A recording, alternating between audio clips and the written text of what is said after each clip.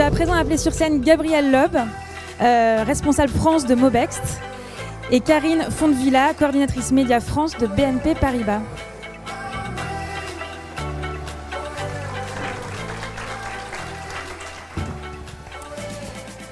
Alors Gabrielle, Mobext, vous êtes du coup une agence spécialisée chez Havas sur les problématiques mobiles, avec différentes palettes de services sur le mobile. Alors justement, toi en tant qu'experte, on a parlé beaucoup de tendances ce matin, comment est-ce que tu vois un petit peu évoluer l'usage des écrans et les écrans dans le paysage médiatique ? Alors, ce qu'on voit, c'est que le type d'écran a changé déjà. Et donc, c'est la raison de cette première slide, c'est comment on va adapter une grande idée créative, la Big ID, dans ce tout petit écran qui nous suit partout. Effectivement, je ne vais pas revenir sur l'importance dans nos vies du mobile. Donc, c'est comment est-ce que dans nos sociétés qui lisent de gauche à droite, où la vision, en fait, elle est à 16/10, donc le format 16/9 convenait tout à fait. Comment est-ce qu'on va passer d'un format horizontal à ce format vertical ? Donc c'est aujourd'hui ce dont on va parler surtout, donc de créativité mobile et verticalité et fonctionnalité native du mobile. C'est les deux points avec Karine. Je crois que sur la slide suivante, tu montrais assez bien justement l'évolution. Est-ce que ça a été une évolution un peu de rupture ou est-ce que ça a été progressif par rapport en termes d'usage et en termes même de contenu que vous avez pu produire ? On voit que c'est une nette rupture, puisque depuis l'invention, si on retourne un peu en arrière, depuis l'invention du cinématographe, on voit que tous les écrans étaient horizontaux. Donc on est vraiment à une croisée des chemins, à un moment charnière où c'est vrai que les agences de création doivent s'adapter à ce nouveau paradigme vertical. Donc c'est le petit bout vert qui est apparu il y a 10 ans avec l'invention de l'iPhone. Et donc ce format vertical, qu'est-ce qu'on en fait ? Comment est-ce qu'on s'adapte ? Donc c'est assez disruptif et assez récent. Je crois que tu avais quelques chiffres aussi en termes d'usage. Exactement. Donc pour revenir là-dessus, on l'a dit dans les tendances, la vidéo est consommée principalement sur mobile à plus de 50%. L'usage est mobile puisqu'on a vu que les connexions Internet ont dépassé celles du desktop il y a 1 an et demi. Donc il faut comment faire pour s'adapter ? Si on ne s'adapte pas, on ne va pas réussir à parler aux consommateurs et aux mobinautes de la bonne manière. Et on voit qu'aujourd'hui, enfin c'était en 2015, seulement 29% des vidéos vues l'ont été sur un format vertical.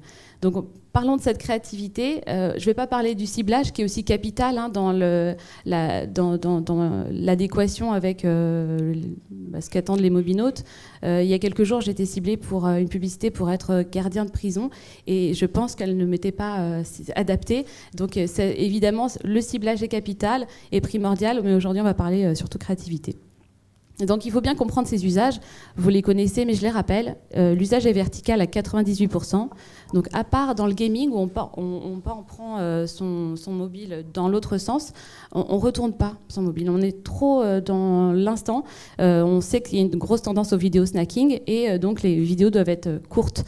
Le message on doit passer dans les 7 à 8 premières secondes, on sait aujourd'hui que la durée moyenne de l'attention humaine, même en dehors du mobile, c'est 7 secondes. Donc c'est vraiment à peine mieux qu'un poisson rouge. Et donc il faut vraiment réussir à faire passer son message très vite. C'est encore plus vrai sur Facebook, où la première ou deuxième seconde est capitale pour attirer l'attention. Et la troisième tendance, c'est qu'on regarde son mobile sans le son, pour ne pas importuner ses voisins. Donc il faut s'adapter à tout ça.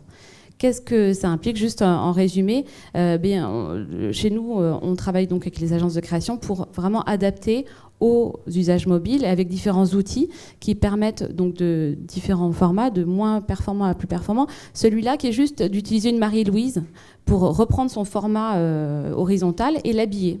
C'est la moindre des choses, au moins on utilise tout ce qui est autour de la vidéo pour pouvoir passer un message, un logo, un call to action. Deuxième version, c'est la verticalisation. Donc, c'est récupérer, tourner quand on le peut au format déjà vertical.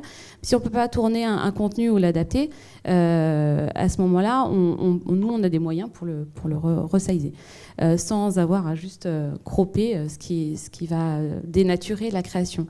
Mais là, on ne sait pas qui parle. Alors oui, petit moment nostalgie, il s'agit d'un ancien président des États-Unis, mais on ne sait pas qui prend la parole. Est-ce que c'est CNews ? Est-ce que c'est BFM TV. Là, en l'occurrence, il s'agissait d'Arte. Donc, ce qu'on a fait, c'est rajouter le logo dès la première seconde. Comme ça, même si le mobinote interrompt au bout de quelques secondes et ferme la croix, on saura qu'il y a une nouveauté chez Arte et que peut-être ça résonnera avec un autre moment où on entendra parler des années Obama. L'autre point, c'est de rajouter un call to action pour savoir quelle est la nouveauté, qu'est-ce qu'on attend de nous. Est-ce qu'il s'agit d'aller en savoir plus quoi. Et la dernière version la plus aboutie, c'est carrément le remontage et l'écriture dès la première seconde avec l'insertion de sous-titres, l'insertion du logo, l'insertion d'un call to action, mais également on peut mettre des overlays, des gros textes qui vont attirer l'attention dès la première seconde.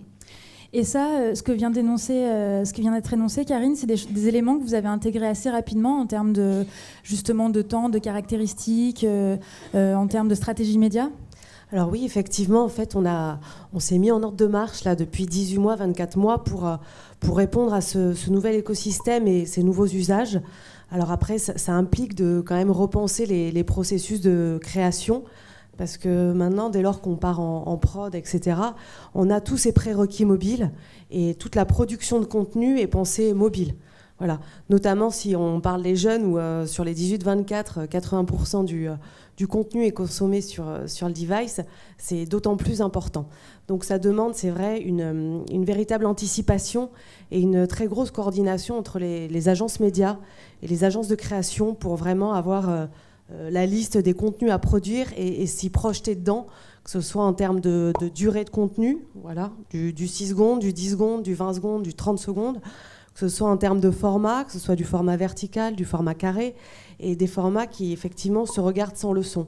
Donc c'est vrai que quand l'agence créative nous présente des éléments maintenant, on se projette dans ces nouveaux formats pour être sûr que ça y réponde et que le contenu sera consommé de façon efficace. Et juste du coup, en termes d'investissement, est-ce que ce sont des investissements supplémentaires que vous avez été amenés à faire ou est-ce que vous avez réorganisé vos investissements en termes médias ? Alors, c'est plus de production, c'est plus de format, donc évidemment, ça demande aussi, en plus de l'anticipation, une poche budgétaire un peu supplémentaire, faut le dire. Parce qu'il y a beaucoup de formats au regard des différentes plateformes. Alors je crois que justement, il y a différents formats que vous allez pouvoir nous présenter ce matin. Vous avez collaboré ensemble sur différentes campagnes.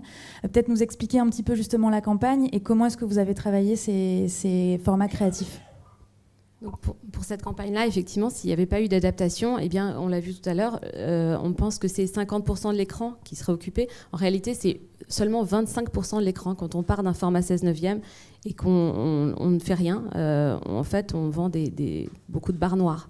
Et donc, le mobinote a l'impression que ce n'est pas un format pour lui qui est adapté à son smartphone. Donc, ce n'est pas l'option que BNP a prise.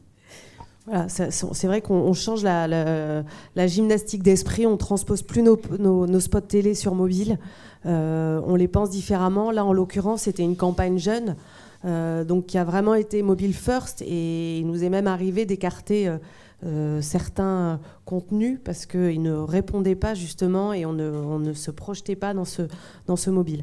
Voilà, donc là, ça a été un contenu qui a été adapté de façon verticale pour vraiment offrir la meilleure expérience à ces jeunes de 18-24 qui sont plutôt très très exigeants. Et donc du coup, comment est-ce que toi tu as accompagné Karine sur la production de ces nouveaux contenus ? Comment est-ce que vous avez été force un peu de recommandation sur l'utilisation et l'exploitation de ces formats ? Là-dessus, c'est vrai que BNPP était assez en amont, assez précurseur, puisqu'ils avaient travaillé avec leur agence de création pour proposer déjà ce format vertical. Donc nous, on l'a récupéré. Si ce n'est pas le cas, on peut aussi adapter chez Mobext avec nos outils à des formats verticaux. Mais sinon, on peut juste aussi récupérer le format vertical, rajouter des sous-titres ou des overlays, rajouter le logo, un call to action, etc., qui nous permettent, comme on sait que la complétion est assez mauvaise sur mobile, puisque en général, on récupère aussi des spots de 30 secondes qui ne sont pas adaptés. On sait qu'il faut que ce soit court, donc on peut les recouper également, sans perdre le message.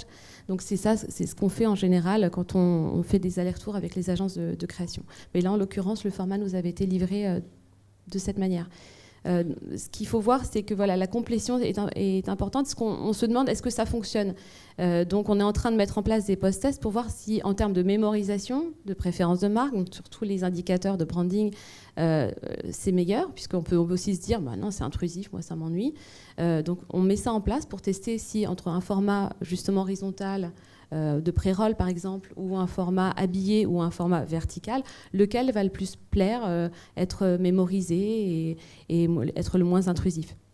Guest post-test, et aussi en termes de complétion, on voit que ça marche mieux qu'un format même avec l'habillage Marie-Louise. Oui, enfin, je confirme. En lecture très directe, c'est vrai qu'on a des performances médias qui sont meilleures, et après, ça permet aussi de travailler les items plus qualitatifs de la marque. Parce que les mobinotes, je pense, perçoivent cette volonté des marques de répondre à leurs nouveaux usages et à leur... voilà. Le deuxième point important dont je voulais parler, c'était, donc voilà, ça on sait maintenant que c'est diffusable partout, c'est Snapchat qui a inventé ce format vertical. Et aujourd'hui, Facebook, Instagram, ils sont arrivés, et dans l'ensemble de l'univers programmatique, on peut maintenant diffuser en vertical avec les bons outils. Donc voilà, ce n'est plus un crime de faire de la vidéo verticale. Et le deuxième point, donc, c'est vraiment comment faire des formats créatifs. Eh bien, il faut qu'ils ne soient pas réutilisables ailleurs. C'est-à-dire qu'ils utilisent les fonctionnalités natives des mobiles, qu'ils utilisent tout ce qui est disponible dans nos smartphones. Je pensais que c'était mon smartphone. le gyroscope, le micro, le swipe, etc. Et donc, quand l'agence de création réussit à intégrer cela même au sein même des concepts de créa, alors on a de bons formats en général. Des formats innovants qui vont interpeller. Donc, bon ciblage et interpeller le mobinote. J'ai quelques exemples très rapides. Donc, plutôt, on sort de la vidéo, on est plutôt sur des formats rich media HTML, mais on voit que soit si on fait appel à des formats un peu ludiques et un peu aux joueurs qui est en nous, comme le format gauche, ça peut interpeller. Le deuxième, c'est un pas plus loin dans la vidéo, et là on est sur de la vidéo 360. On sait que c'est une grande tendance également. Et puis le troisième exemple, c'est comment on peut utiliser des fonctionnalités natives pour remplacer un call to action qui est juste aller visiter le site ou en savoir plus. Ça peut être j'ajoute au calendrier, puis tiens, ça me fait un petit rappel. Désolée pour le match hier. Donc voilà, ça me fait un petit rappel. Et puis, ou alors, voilà, on rajoute... Est-ce que globalement, effectivement, chez BNP, ils ont très bien compris l'intérêt du format, l'intérêt et l'importance de la création et du coup de l'UX? Est-ce que c'est des choses que tu vois, Gabriel, régulièrement chez les annonceurs? Enfin, est-ce que tous les annonceurs sont assez sensibilisés à ces sujets-là? Ou est-ce qu'il y a encore besoin de beaucoup d'éducation et de sensibilisation? À différents niveaux, ça dépend vraiment de la maturité et de l'intérêt des annonceurs. Certains rejettent encore beaucoup, même si on sait, à titre personnel, que l'usage est là, qu'on ne peut pas se séparer de son portable. Pour autant, on se dit souvent, c'est intrusif, c'est pas bien fait, il faut plutôt des formats natifs. Donc il y a différentes solutions, soit des formats natifs, soit des formats interstitiels créatifs, des formats de bannières qui ensuite vont s'étendre. Il y a plein de solutions, mais surtout, un bon ciblage en utilisant la data disponible sur mobile, c'est capital. Et du coup, toi, Karine, qu'est-ce qui t'a fait passer le pas, justement, de prendre la décision de faire ce format-là? C'est juste d'apporter, de coller aux usages et aux nouveaux formats et d'essayer de prendre le train au bon moment, parce que beaucoup de marques le font, et on pense que ça fait une vraie différence après en termes chez les utilisateurs et chez les mobinotes. Et là, par exemple, sur le format qu'on voit là, c'est un format photo 360 pour faire écho à notre dernière campagne télé. Et c'est vrai qu'il a été super apprécié. Et la tonalité sociale était plutôt très bonne et majoritairement positive, ce qui parfois n'est pas forcément le cas sur ces environnements dès lors qu'on est une banque. Du coup, vous avez intégré les différents formats dans une stratégie globale. Tout à fait. Plutôt sur quel niveau de temps, sur quelle échelle de temps à peu près? C'est un investissement que vous avez fait, vous avez tout fait en même temps, vous avez fait petit à petit, vous avez fait des phases de tests? Non, ça globalement, on a lancé toute cette campagne en même temps, en simultané, justement pour qu'il y ait un bruit média général et une prise de parole globale pour faire du bruit média. Gabriel, est-ce que tu as justement un conseil pour les annonceurs présents dans la salle pour pouvoir passer le pas et aller justement sur des formats beaucoup plus verticaux? Ne pas avoir peur de tenter d'adapter, vraiment de parler en amont, c'est ce que tu disais. Il faut vraiment mettre dans une même salle l'agence de création et l'agence média pour qu'on puisse anticiper dans l'écriture ou la réécriture des schémas et des formats qui seront vraiment bien acceptés sur mobile. Merci à toutes les deux pour ce témoignage. Je vous remercie de les applaudir.